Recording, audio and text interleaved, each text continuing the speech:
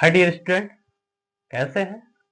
मुझे आशा और उम्मीद होगा कि आप बेहतर होंगे, मस्त होंगे और जहाँ पे भी होंगे बड़े मजे से इस क्लास को देख रहे होंगे। और मैं आपको बताऊं दोस्तों, आज हम लोग स्टार्ट करने वाले हैं प्रश्नावली 1.5 को। और इससे पहले भी हमने प्रश्नावली 1.1, 1.2, 1.3, 1.4 को कंप्लीट कर चुका है। और मैं आपको बता दूं, इस वीडियो में दोस्तों लास्ट तक बने रहिएगा, क्योंकि लास्ट तक बने रहेंगे तो इसमें इस प्रश्नावली से रिलेटेड कितने क्वेश्चन है, कैसे कैसे क्वेश्चन है, किस प्रकार के हैं, इस सारी चीजों को समझ पाएंगे, सीख पाएंगे। और अंत में अगर ये वीडियो आपको पसंद आती है, ये नॉलेजेबल लगता है वीडियो, तो आप लाइक करना, सब्सक्राइब करना और कमेंट में जरूर लिखना कि आपको कौन सा क्वेश्चन बेस्ट लगा है। और अच्छा लगे तो आपके जैसे और भी फ्रेंड्स होंगे जिनको जरूरत होगी इस सीरीज की, तो आप उनको शेयर कर सकते, रिकमेंड कर सकते हैं, है ना। तो आइए दोस्तों, इस प्रश्नावली को हम लोग समझते हैं, जानते हैं। सबसे पहले प्रश्नावली 1.205 में पहला क्वेश्चन जो दिया है वो दिया है, बताइए नीचे दी गई संख्याओं में कौन कौन परिमेय और कौन कौन अपरिमेय संख्या है। इससे पहले हम लोग परिमेय संख्या को सीख चुके हैं, अपरिमेय संख्या को सीख चुके हैं। फिर भी इसमें हम बताएंगे कि कौन सा परिमेय संख्या है, कौन सा अपरिमेय संख्या है। तो सबसे पहले हम पहला क्वेश्चन देखते हैं। पहला क्वेश्चन दिया है 2 minus under root 5। Under root 5 को आप सभी जानते हैं कि ये अपरिमेय संख्या होती है। इसका जो दशमलव प्रसार होता है अनावसानी अनावर्ती होता है, तो ये अपरिमेय संख्या है। और अपरिमेय संख्या में परिमेय संख्या जोड़ने पर हमको अपरिमेय संख्या ही प्राप्त होती है। अपरिमेय यानी अपरिमेय संख्या में अगर हम या परिमेय संख्या को जोड़े या घटाए, किसी भी कंडीशन में, दोनों कंडीशन में अपरिमेय संख्या ही प्राप्त होती है। इसलिए 2 माइनस अंडर रूट 5 क्या है? एक अपरिमेय संख्या। Second number 3 plus under root 23 यानी 3 प्लस अंडर रूट में 23 कोष्टक बंद माइनस अंडर रूट में 23। कोष्टक को हम सबसे पहले खोल लेंगे, देखेंगे ये 3 प्लस अंडर रूट 23 यानी 23, ये माइनस है 20 अंडर रूट 23। आप देख सकते हैं कि ये अंडर रूट 23 प्लस में है और ये अंडर रूट 3 माइनस में है। तो ये प्लस और माइनस आपस में क्या करेंगे? कट जाएंगे। बचेगा कितना? 3, और 3 के नीचे 1 लिख सकते हैं, यानी इस 3 को हम p बाई क्यू के रूप में व्यक्त कर सकते हैं। इसलिए ये जो क्वेश्चन नंबर ये 2 है, पहले का दूसरा क्वेश्चन जो है 3 plus under root 23 minus under root 23, यह है क्या है? परिमेय संख्या है। क्या है? परिमेय संख्या। थर्ड नंबर देखेंगे, तीसरा क्वेश्चन इसका ये दिया है 2 अंडर रूट 7 अपान यानी 2 अंडर रूट कड़ी में 2 कड़ी में 7 बटे 7 कड़ी में 7। ये परिमेय संख्या की अपरिमेय संख्या, देखने से पता चलता है कि अपरिमेय संख्या, लेकिन ऐसा कुछ नहीं है दोस्तों। आप देखेंगे तो अंडर रूट 7 से अंडर रूट 7 क्या हो जाएगा? कट जाएगा। बचेगा कितना? 2/7। और 2/7 क्या है? p बाई क्यू के रूप में है, जहां q 0 के बराबर नहीं है, इसलिए यह संख्या क्या हो जाएगी? हमारी परिमेय संख्या। ये हमारी क्या हो जाएगी? परिमेय संख्या हो जाएगी। आगे देखते हैं क्वेश्चन नंबर 4, 1/कड़ी में 2। 1/कड़ी में 2 है, तो हम इसको क्या कर सकते हैं? इसका परिमेयकरण अगर हम करना चाहें, परिमेयकरण करना चाहें तो हम क्या कर सकते हैं? ऊपर नीचे अंडर रूट 2 से हम क्या कर सकते हैं?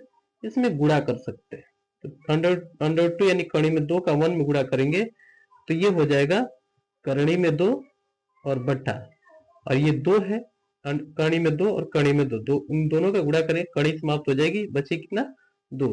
तो कड़ी में 2 और बटा ये 2, यानी इसका जो दशमलव प्रसार होता है कड़ी में 2 का, ये क्या होता है? अनावसानी अनावर्ती संख्या होती है। और इसमें हम भाग करते हैं 2 से, तो भी हमको अनावसानी अनावर्ती संख्या ही मिलेगी, विस्तार मिलेगा, दशमलव विस्तार मिलेगा। इसलिए हम ये कह सकते हैं कड़ी यानी 1/कड़ी में 2 क्या है? यह एक अपरिमेय संख्या है। यह एक अपरिमेय संख्या है। पांचवा, पहले का पांचवा यानी पहले क्वेश्चन का पांचवा क्वेश्चन लास्ट, ये क्या है? कह रहा है कि 2, अब इसको अगर सॉल्व करना चाहे, हल करना चाहे, 2 गुणे पाई का मान होता है 22/7। पाई का मान होता है 22/7। तो हम ये क्या कर सकते हैं? इसको हम ये कहेंगे कि पाई जो होता है, पाई जो होता है यह एक गणितीय स्थिरांक होता है। इसको हम बोलते हैं गणितीय स्थिरांक। इसको पाई को हम बोलते हैं, पाई को गणितीय स्थिरांक बोलते हैं, जिसको ये जो है पाई का जो मान होता है 22/7, यह अपरिमेय संख्या क्या कर दिया गया है, सिद्ध कर दिया गया, अपरिमेय संख्या इसको सिद्ध कर दिया गया है। तो पाई में यानी 22/7 में हम 2 से गुणा करें, चाहे किसी भी संख्या से गुणा करें, तो कंडीशन यही होगा कि हर बार क्या आएगा, अपरिमेय संख्या ही आएगा, क्योंकि पाई का जो दशमलव प्रसार होता है वो अनावसानी अनावर्ती होता है। इसलिए पाई में हम 2 से गुणा करें तो हमको क्या मिलेगा, हमको अनावसानी अनावर्ती संख्या ही मिलेगी। इसलिए 2 पाई यह एक अपरिमेय संख्या है। तो ये हमारा क्वेश्चन नंबर 1 का ये पांचों क्वेश्चन कंप्लीट हुआ। अब हम देखते हैं क्वेश्चन नंबर 2 को। सो फ्रेंड्स, ये रहा हमारा क्वेश्चन नंबर 2। कह रहा है कि निम्नलिखित व्यंजकों में से प्रत्येक व्यंजक को सरल कीजिए। तो हम पहले क्वेश्चन को सरल करेंगे, यानी इसमें 2 पद दिए गए हैं, पहले पद से दूसरे पद में गुणा करने या दूसरे पद से पहले पद में गुणा करते हैं। तो चलिए कैसे भी गुणा कर लेंगे। मैं गुणा करूंगा 3 से इन दोनों पदों पे, इस पद से इस पद में मैं गुणा करूंगा। 3 दूना होता है, ये हो जाएगा 6 प्लस 3 का कड़ी 2 में गुणा करेंगे तो हो जाएगा 3 कड़ी में 2, यानी 3 से इन दोनों पदों में गुणा कर दिया। अब मैं गुणा करूंगा कड़ी 3 से, फिर इन दोनों पदों में, प्लस है प्लस ही रहेगा। कड़ी 3 से 2 में गुणा करेंगे तो हो जाएगा 2 कड़ी में 3, और ये कड़ी 3 से कड़ी 2 में गुणा करेंगे यानी प्लस है प्लस ही रहेगा, तो ये हो जाएगा 3 दूना 6, और ये कड़ी ही रहेगा। जोड़ने लायक रहता तो मैं जोड़ लेता, ये जोड़ने लायक है नहीं, कोई भी पद एक दूसरे से मिल नहीं रहा है। ये √2 है, √3 है, ये √6 है, ये सिंपल एक पूर्णांक है 6, तो ये कोई जुड़ेगा नहीं आपस में, इसको ऐसे छोड़िए, हमारा आंसर हो गया। क्वेश्चन नंबर 2 को देखते हैं। फिर पहले पद से दूसरे पद में गुणा करेंगे, लेकिन एक चीज देखने को यहाँ पे क्या मिल रहा है, ये एक कोष्टक में a+b, दूसरे कोष्टक में a-, इसको डायरेक्ट भी हम हल कर सकते हैं या गुणा करके भी हल कर सकते हैं। तो अगर दोनों तरीकों से मैं बताऊंगा कि कैसे हल हो सकता है, दोनों तरीके से मैं हल करूँ, एक गुणनखंड विधि से गुणा करके भी बताऊं और आपको फार्मूले के आधार पे भी बताता हूँ। एक कोष्टक में a+b, दूसरे कोष्टक में a-b, फार्मूला होता है a² - b²। तो एक कोष्टक में a+b, दूसरे कोष्टक में a-b बराबर होता है, या मैं लिख ही देता हूँ a+b और दूसरे कोष्टक में a-b बराबर होता है a² - b²। ठीक इसी रूप में ये है, तो हम इसको लिख सकते हैं 3 का स्क्वायर, लिख सकते हैं 3 का स्क्वायर माइनस, यानी b के रूप में कड़ी में 3 दिया है तो हम कड़ी 3 का स्क्वायर कर देंगे, बराबर लिखे 3 तरीके, 3 का स्क्वायर करेंगे तो 9 हो जाएगा, माइनस कड़ी में 3 का स्क्वायर करेंगे तो कड़ी केवल समाप्त हो जाएगी, 3 बच जाएगा, और ये बराबर 9 में से 3 गया, ये हमारा रह गया 6। ये हमारा आंसर होगा। अगर हम इसको गुणा करके हल करते हैं तो भी कैसे आएगा, कितना आएगा देख सकते हैं। 3 और 3 का गुणा करेंगे तो हो जाएगा 3 3 9, और 3 से कड़ी में 3 में गुणा कर देंगे, 3 से कड़ी 3 में, तो हो जाएगा हमारा -3 कड़ी में 3, कड़ी 3 से 3 गुणा करेंगे तो ये हो जाएगा +3 कड़ी में 3, और ये माइनस कड़ी 3 से कड़ी 3 में गुणा करेंगे तो ये हो जाएगा हमारा 3। अब इसको हम सॉल्व करेंगे, ये माइनस ये प्लस कट जाएंगे, 9 में से 3 गया, ये हमारा 6।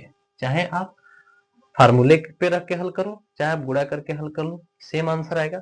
अब हम आते हैं क्वेश्चन नंबर 3 पे। क्वेश्चन नंबर 3 क्या कर रहा है, इसका स्क्वायर, यानी एक फार्मूला होता है a+b का होल स्क्वायर बराबर a² + 2ab + b²। तो इसको हम लिख सकते हैं, इस आधार पर हम इसको लिख सकते हैं √5 का स्क्वायर प्लस 2 गुणे पहला पद गुणे दूसरा पद, √5 यानी कड़ी 5 गुणे कड़ी में 2 प्लस b² यानी √2 यानी कड़ी में 2 का स्क्वायर। इसको हल कर लेंगे, कड़ी में 5 का स्क्वायर करेंगे तो 5 ही आएगा, अंडर खत्म हो जाएगा, प्लस 2 √5 और अंडर गुणा करेंगे, अंडर खत्म हो जाएगा, 5 दूना 10, 10 दूना 20 हो जाएगा, और ये प्लस कड़ी में 2 का स्क्वायर करेंगे तो ये हो जाएगा 2, अंडर रूट खत्म हो जाएगा, कड़ी खत्म हो जाएगा। अब इसको हम क्या करेंगे, जोड़ लेंगे। 20 5 25, 25 2 27, ये हमारा आंसर हो गया। अब हम आते हैं क्वेश्चन नंबर 4 पे। सेम जैसा हमने हल किया है क्वेश्चन नंबर 2, सेम वैसे ही ये भी है। एक कोष्टक में प्लस बी, दूसरे कोष्टक में ए माइनस बी, तो हम डायरेक्ट लिख सकते हैं इसको ए स्क्वायर माइनस बी स्क्वायर, यानी कड़ी में 5 का स्क्वायर माइनस कड़ी में 2 का स्क्वायर, ये आगे हो जाएगा हमारा। कड़ी में 5, कड़ी में 5 का स्क्वायर करेंगे तो ये हो जाएगा 5, और ये माइनस कड़ी में 2 का स्क्वायर करेंगे तो ये 2 हो जाएगा। 5 से 2 गया, कितना बचा, 3, ये हमारा आंसर आ गया। तो दोस्तों इसमें और भी इस प्रश्नावली में और भी क्वेश्चन है। जिस क्वेश्चन को करें, वीडियो हो सकता है लॉन्ग, हो सकता है लंबा हो सकता है, और एक बार में बहुत लंबी वीडियो देखना और उसको सीखना, हो सकता है बोरियत महसूस हो, तो मैं इस वीडियो को यहीं क्लोज करता हूँ। आगे का जो क्वेश्चन हो नेक्स्ट वीडियो में आपको मिल जाएंगे। अगर ये क्वेश्चन और ये वीडियो आपको पसंद आता है तो लाइक करना और चैनल को जरूर सब्सक्राइब करना। ओके, धन्यवाद दोस्तों, मिलते हैं अगले वीडियो।